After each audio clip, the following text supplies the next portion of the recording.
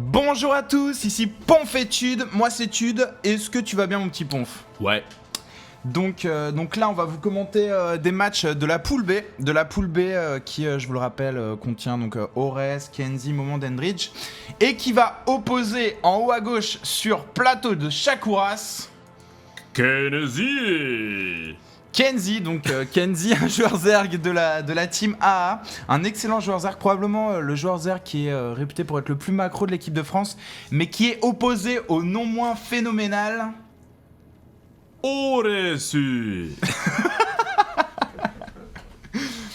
Ores, donc voilà. Ores qui est Oresu. Ores qui est probablement un des meilleurs joueurs de la team LDLC, qui est aussi en équipe de France. Ores, même si LDLC. LDLC, ouais. Même s'il fait pas les mêmes résultats, enfin pas systématiquement les mêmes résultats que les Moments et les Sarents, mais qui est un excellent joueur. Pardon. Un joueur super sympa d'ailleurs. Et donc voilà, faut savoir que Ores a banni, donc si je me trompe pas, il a banni Scrap Station. Scrap Station. Alors qu'il aurait dû bannir Plateau de Shakuras. Eh oui. Donc voilà, et là il est en train donc de poser première baraque ici, le petit drone ouvrier qui vient faire chier, mais le supply ici, ouais. Bah le supply Contre ici, Zerg. c'est un supply macro en fait, c'est un supply que t'enterres direct et ça te permet de récolter tout de suite après, donc tu gagnes une dizaine de minerais sur le placement de ce supply, mais résultat il peut pas te permettre de waller. Bon quoi qu'il en soit, Ores qui a permis à Kenzie de poser cette map et de poser cette hatch first d'ailleurs, puisque voilà, Kenzie c'est un joueur qui est vraiment macro et je pense que Plateau de Shakuras dans ce map pool c'est la map qui est la plus favorable aux Zerg de type Kenzie. À la limite, Moment, je comprends qu'on puisse vouloir bannir Désert Ardent ou Scrap Station qui sont... Je comprends qu'on veuille bannir Moment. Non, C'est ça que tu voulais dire. c'est vrai, petit lapsus. Non, mais Moment qui est un joueur très agressif, donc il lui faut des maps Zerg, mais agressives. Mais Kenzie, sur une map macro, ça pourrait vraiment être à son avantage. Donc on va voir comment Ores va se débrouiller. Ores qui a posé 2 baraques très très rapidement à l'entrée de sa base. Donc résultat, sa station orbitale va être un peu late. D'ailleurs, je suis pas sûr qu'il l'ait lancé. Voilà, Ores qui zappe la station orbitale pour l'instant et qui va faire un push à base de marine. Et il sait de toute façon que son adversaire a posé hatch first. Oh là là il va poser un bunker, il va probablement poser un bunker là de la B2 comment s'appelle-t-il, Kenzie, Kenzie, qui donc va se finir. Et maintenant il y a 2 marines ici, il y en a 2 autres qui arrivent, un autre OSCV, et c'est la course OSCV. Attention, il y a donc 2 marines qui vont taper le bunker qui est en train de se produire. Et Kenzie qui il a juste 6 Zerglings, ça peut suffire, il faut se débarrasser. Kenzie qui essaye de temporiser. Ores qui joue très très bien, hein. Il sauve ses VCS, il fait du hit and run avec ses marines. C'est vraiment un joueur qui a de grosses capacités de micro-gestion. Là je pense que Kenzie va essayer le surrun, Ah là, mais il défend tellement bien. Bon, à côté de ça, il a quand même séché un VCS ici. Et Kenzie qui s'est affranchi du VCS qui construisait le bunker. Ores qui n'a plus de VCS pour construire le bunker, et c'est ce qui pourrait vraiment faire la différence dans cet échange. Oh là là, c'est dommage, ça se joue à peu de choses, ça se joue vraiment à peu de choses. Il pousse pas avec ses 7 marines, c'est dommage, là il y avait peut-être quelque chose à faire. Non ouais, mais je pense qu'il a oublié d'envoyer des VCS de secours pour finir ce bunker, et sans bunker à terme, tu peux pas bunker rush. Certes. Sans bunker n'est pas possible. Et par contre, ouais, voilà, il a que 15 SCV, donc peut-être qu'il s'est dit arrêtons les frais niveau SCV. En plus, il a lancé 2 raffineries, donc probablement il allait se dire qu'il allait être short en minerai très vite. Donc il a abandonné. Et Ores qui n'aime pas les bunkers rush, il nous l'avait dit, c'était à Cybernation qu'on avait commenté le dernier live. Il nous avait dit oh non, moi j'aime pas les bunkers rush. Il aime les Hélions push, c'est son truc. Il préfère attaquer plus tard avec des marines et des Hélions, mais là il vient de se faire mentir à lui-même. Ouais, mais cela dit, il a quelque part un petit peu forcé Kenzie à faire beaucoup de troupes, à faire un aiguillon rampant. Il a occupé ses drones pendant pas mal de temps, donc ça a été à peu près rentable. Mais je pense que plus la partie va durer, plus ça va être à l'avantage de Kenzie.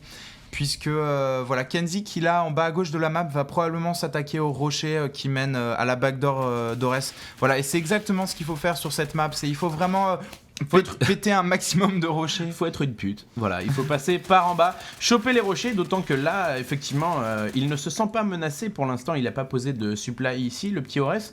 Donc, il y a peut-être un coup de brio à faire.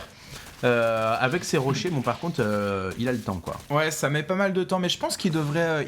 Kenzie aurait aussi intérêt à envoyer quelques Zerglings pour détruire par exemple les rochers du milieu de la map. Puisque tous ces rochers, ce sont des rochers qui te permettent de flanquer ton adversaire au milieu de la map. Et c'est vraiment sur cette map ce qui donne l'avantage aux Zergs, mais sous réserve que tu les aies détruits, bien entendu. C'est vrai qu'on a une belle plaine ici, là, comme ça.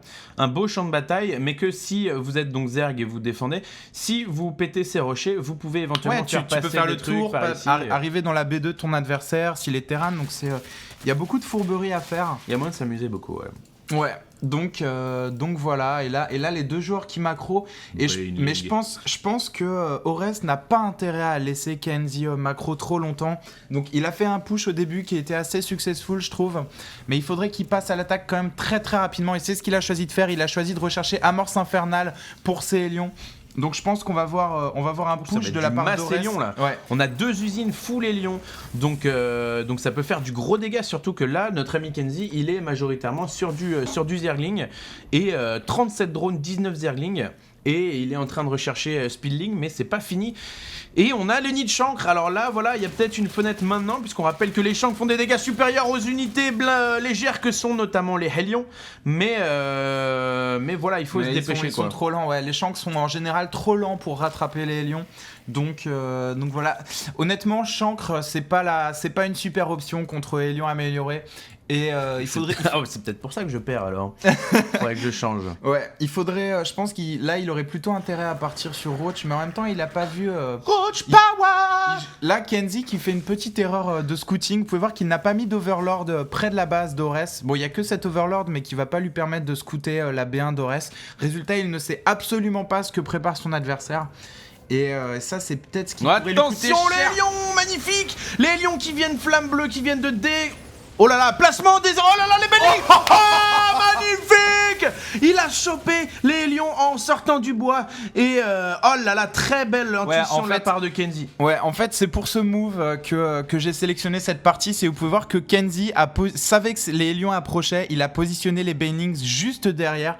Et il a fait sauter 4 ou 5 tourmenteurs sur ce move. C'est-à-dire que t'as déjà vu la partie en fait. Bah ouais, en même temps, j'étais obs de la partie, on l'a vu tout à l'heure.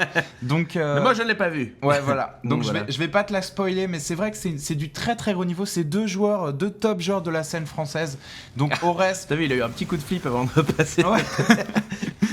Ouais, ça l'a un petit peu traumatisé. Ouais, c'est un peu et là Kenzie qui va tenter un surround, et ça aussi c'est magnifique. Oh là là. Ça aussi c'est très très bien joué de la part de Kenzie.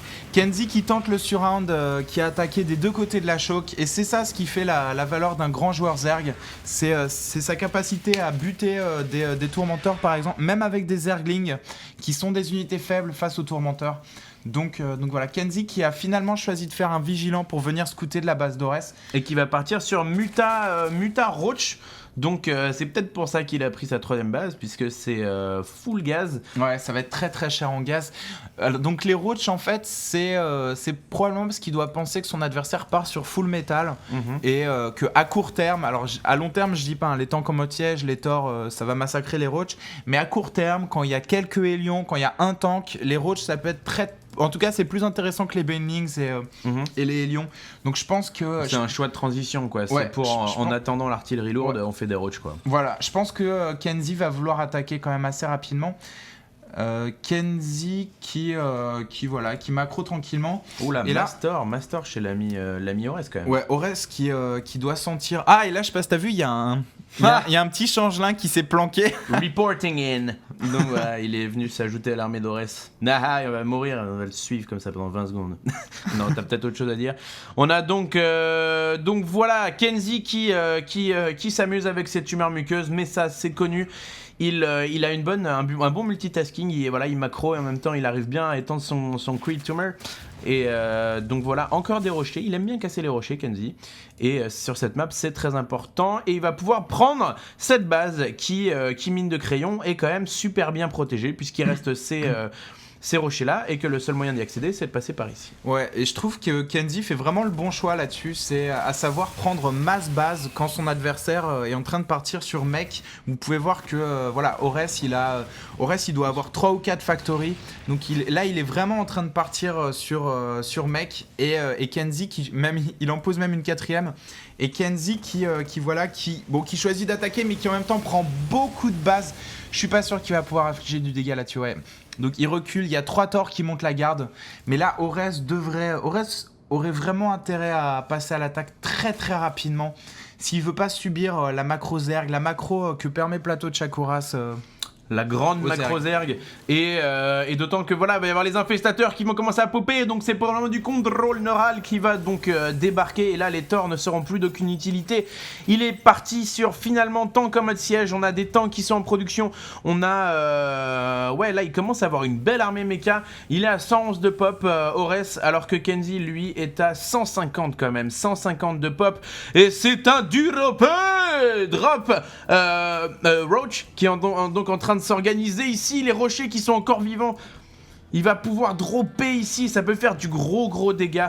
Il va probablement ouvrir un double front, j'imagine, je sais pas, peut-être... je sais pas exactement, mais il prend base en même temps. Ouais, je pense que c'est ce qu'il aurait intérêt à faire, ce serait vraiment attaquer sur plusieurs fronts à la fois. Vous pouvez voir qu'il a mis un Overlord vide devant pour tanker les coups d'une éventuelle tourelle. Et finalement, il part pas sur un festateur, il va partir juste sur T3. Et oui, donc ça peut être du Broodlord, ça peut être de l'Ultralisk, ou alors ça peut être full évolution. Ouais, ou full évolution, mais en général, je pense qu'il a posé ses 2 chambres d'évolution pour faire du full Ultralisk.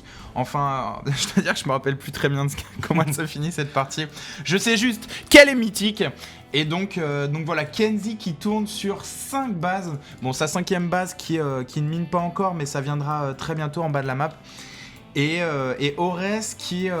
alors, on reproche souvent aux joueurs Terran de rester terrés chez eux trop longtemps. Pas mal. En même temps... Ouais, t'as vu, c'est pas mal. Le terrain terré. En même temps, c'est assez difficile de sortir de sa base avec une armée mecha. Ça veut dire que tu laisses ta base vulnérable. Et je pense que c'est ce à quoi s'attend Kenzie avec ce drop. Il attend que son adversaire sorte, de voir qu'il soit sorti pour pouvoir dropper sa main. Fourbe. Et ouais. J'aime. Mais c'est vraiment comme ça qu'il faut jouer en Zerg, quoi. Faut vraiment pas jouer sur l'affrontement frontal, quoi. Faut jouer sur tu sors de ta base, je fais un run by de Zergling, je fais un drop, je fais quelque chose. Je sors des Broodlords. Ou je sors des Broodlords, voilà. Donc ce n'était pas du tout des Ultralisks. Et non, ça va être des Broodlords, des comptes mecha, c'est un peu la seule solution. Ouais. J'ai envie de dire, c'est attention, drop de la part de Kenzie qui passe ici, attention, il y a peut-être moyen, et voilà, il va ouvrir ce fameux double front, mais peut-être qu'il a eu 5 secondes de retard, puisque maintenant l'armée de son adversaire va être rentrée. Là, il y a quelque chose à faire, il va la choper et il va le forcer à annuler sa forteresse planétaire. L'armée de Ores qui se fait manipuler par les troupes de Kenzie. Voilà, il va perdre ses roches, mais il ne peut pas utiliser cette route expand. Et là, Kenzie qui est sur 6 bases, 5 pardon, et qui grâce à ce double front vient de forcer l'armée d'Ores à rester dans sa base. Et ça, je pense que c'est... pour moi, c'est sur ce move qui gagne la partie Kenzie, hein, puisque là, Ores n'attaque pas et ça pourrait vraiment lui donner la victoire, puisque voilà, Ores a perdu son timing. Kenzie, il doit avoir 70 récolteurs là-dessus si on regarde. J'étais pas loin. 76 récolteurs pour Kenzie et il va pouvoir se refaire une armée en un rien de temps. Oh, Gratos Ah, peut-être un autre Fungal Gross qui va sortir. Et non, c'est les 2 infestateurs. Mais il y a les Broodlords, vous l'avez vu tout à l'heure, les Broodlords qui sont ici. On en a, oulala, il y en a 7 en production. Il y en a déjà 3 ou 4 qui sont déjà finis. Attention les roaches. Ouais, et là vous pouvez voir que Kenzie a avancé ses roaches en fait uniquement pour forcer Ores à mettre ses tanks en mode siège. Et à ralentir l'avancée de son adversaire, puisqu'il sait que dans une dizaine de secondes il aura les Broodlords et que là il y a les Broodlords et que les Thors ne vont rien pouvoir faire contre les Broodlords. Je vous rappelle que les Thors ça n'inflige pas vraiment de dégâts aux Broodlords, hein. Il vous faut vraiment des Vikings pour détruire les Broodlords. Et en plus il bénéficie donc du dégât de zone. Oh là là, les tanks qui tirent sur les lions, c'est dramatique. On a les Broodlords qui prennent quand même, il y a 4 Thors, il y en a plus que en général, ce qu'il faut faire... mais il se tue lui-même. Ouais, ce qu'il faut faire dans ce cas de figure, c'est retirer le mode siège des tanks et c'est le GG. GG GG Broodlord, Kenzie qui vient de nous apprendre qu'il y a de l'espoir contre Mecha en Zerg. C'est les Broodlords, il faut pas avoir peur, il faut lancer la fosse d'infestation, partir T3 et Ouais. bim les Broodlords, Ouais. c'est la solution. Ouais, quand vous commencez à miner sur B4 par exemple, ça c'est un bon moment pour partir T3 et transitionner de Muta Banelings ou Muta Roach à J'en ouvre mon là-dessus, quoi. panaché. Donc ouais, elle est bonne ta Volvic? Oui, elle est pas mal, un peu gazeuse mais. Donc voilà, cette partie donc entre Kenzie et Ores, Kenzie qui gagne haut la main, j'ai envie de dire, elle a même pas eu besoin d'utiliser ses roaches. Et voilà, 7 ou 8 Broodlords et c'est plié. Donc voilà, merci de nous avoir suivis et à très bientôt. À plus.